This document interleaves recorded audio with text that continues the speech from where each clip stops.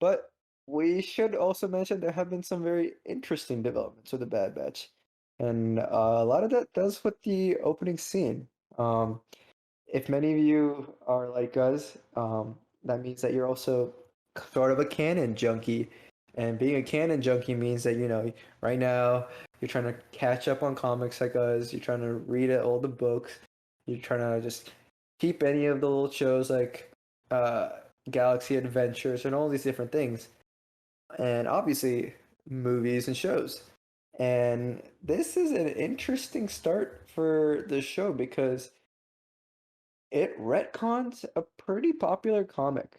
Not a comic that sold extremely well or anything by any means, but definitely a comic that plays a big role in Rebels and just our understanding of Kanan Jarrus, or as he's known at this point, Caleb Doom. We see Depa Bilaba, right, his master.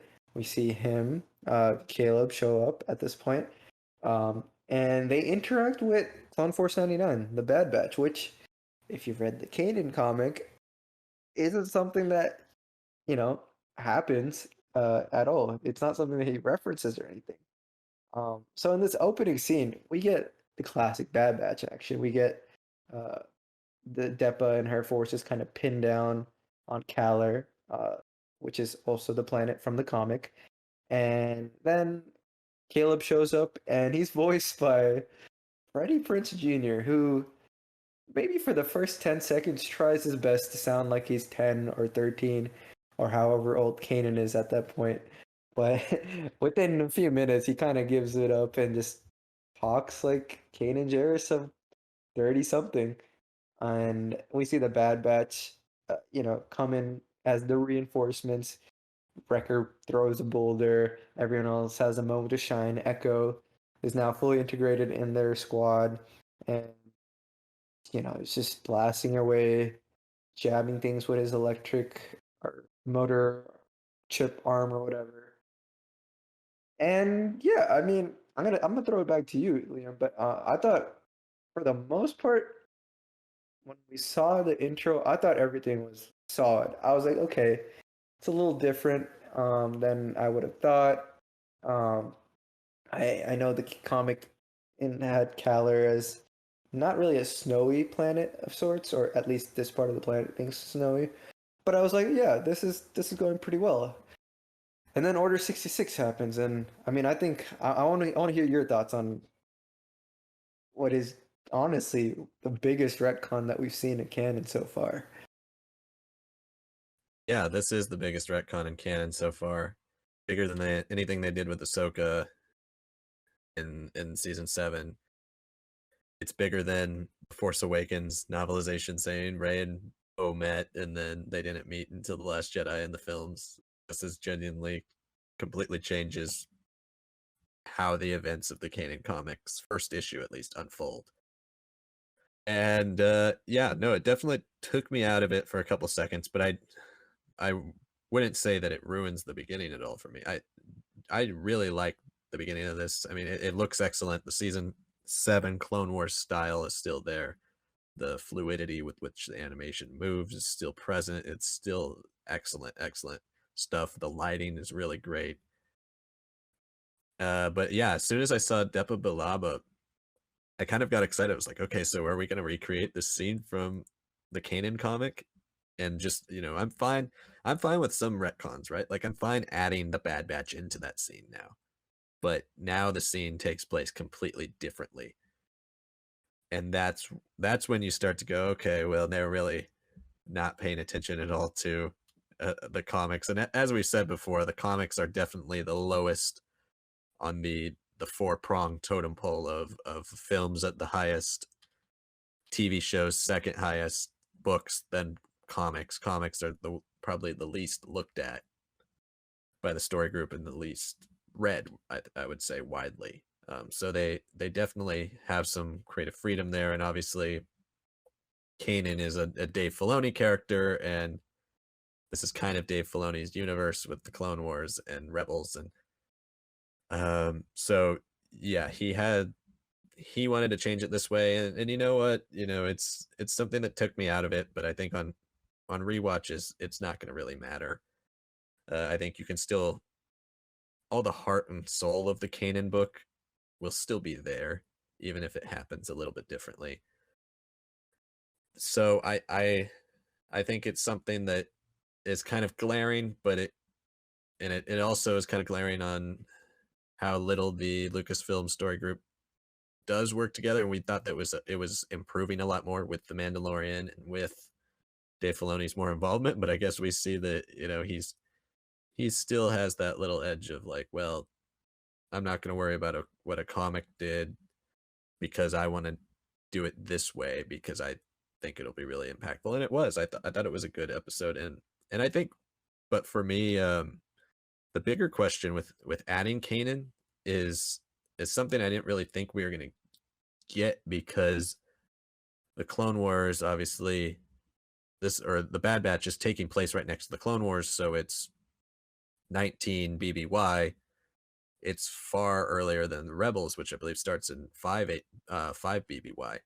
So are they going to try to connect the two shows a little bit more? It feels like he wants Bad Batch to be a bit of the bridge between the two.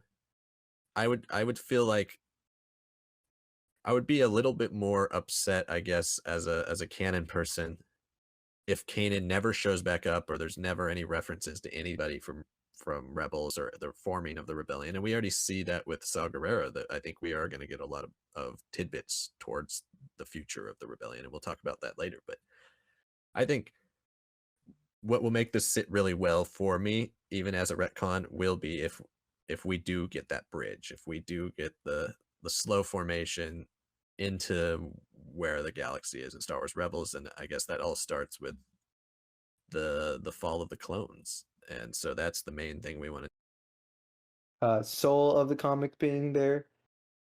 I mean, I think for the most part, this is going to be something I do want to see played with. I think it was already a pretty big hint for the final arc of Siege of Mandalore when we see Caleb and Depa Billaba in the little meeting that takes place um, with Mace Windu and everyone.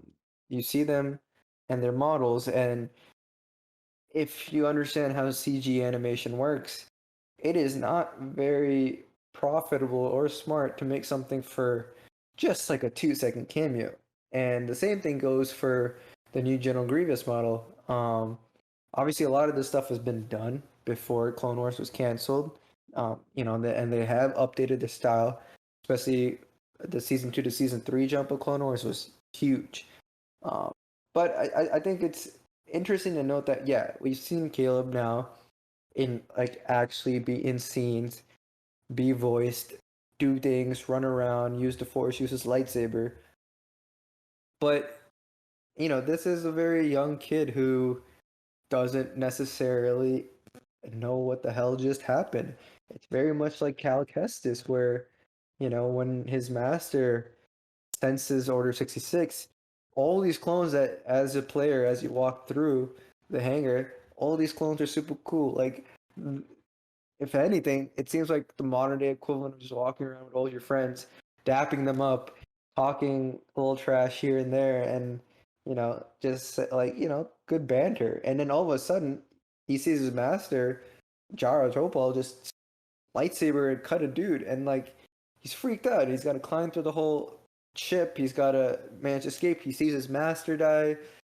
You see like the force in him explode as he's in the escape pod. And if that wasn't traumatic enough, I mean, look at what happens with Kanan. Even if the depth isn't quite there, being that it's animated and being that the show isn't really about him so far, you do still see a kid who's very scared and very afraid, even though Hunter's doing everything he can. Because on the other side, we got Crosshair, and Crosshair, unlike the rest of the Bad Batch, his chip is kind of working, and it's not intended to, but it seems like he's still saying good soldiers follow orders. He is doing a lot of the things that regs were commissioned to be doing.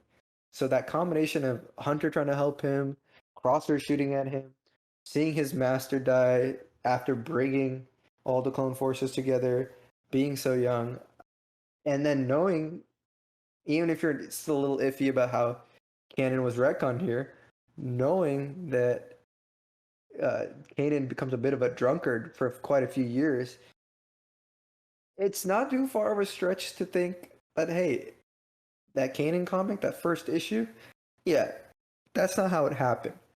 But for a really scared, vulnerable boy who saw his master die, who saw his whole life be upended, is it too far of a reach to say that he mixed up a couple of things? Especially with someone recollecting these things years and years later, like 15 years later. Um, I mean, I don't think it's too crazy. I hope it's not just retcon and we just move on with it. I hope that we do a little bit more connective glue, connective tissue work there. Um, because I mean, there is enough of the elements that were retcon that were still used. We still get Commander Gray, even if we don't get the same correct rank. I believe he's a captain. There's no Styles, the other clone that's with them. Their clone armor is red, black, and white. So it's very similar to the Bad Batch. So I can see why you would make a change color wise there. Um, but you know, you could take all these elements. Obviously, the battle ends in the capital, and he gets a holocron from Depa. But you can take all these elements that aren't there anymore, and take the ones that are there. The Bad Batch, how they look, a lot of different things. Combine it and say, look, this is just a kid's memories mixed in with a drunkard's trauma and pain until he finally finds reason and hope to be part of something greater, part of a rebellion once more. So, I mean, I'm hoping for a lot of that, but I'm also hoping that some of the rumored news of animated arcs coming out as short films, that could be something really intense and amazing. I mean, like I mentioned, we see the Grievous model in season 7, Caesar Mandalore arc. We saw episode 3 be kind of done in the Clone Wars animation. We see Anakin and Obi-Wan fight the Magna Guards. We see Grievous jettison all the escape pods, and man, Grievous looks so good, so good.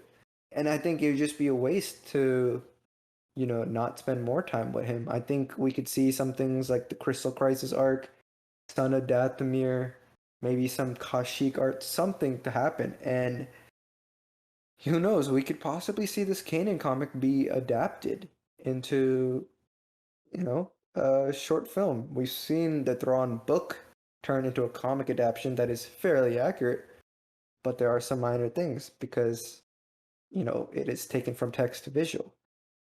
I don't know. It is really something that we've discussed before we even started recording this episode because that was probably one of the first things we read when Canon was reset. So and it was probably one of the best things we read at the early canon. So it hurts a little bit to see Filoni essentially take the George Lucas route and say, nope, this is canon and this is canon, but this is more canon than the other things. But with the possibility of animated short films coming to Disney Plus to complete arcs and, you know, a lot of the from a certain point of view, haggling that goes on with anything Star Wars.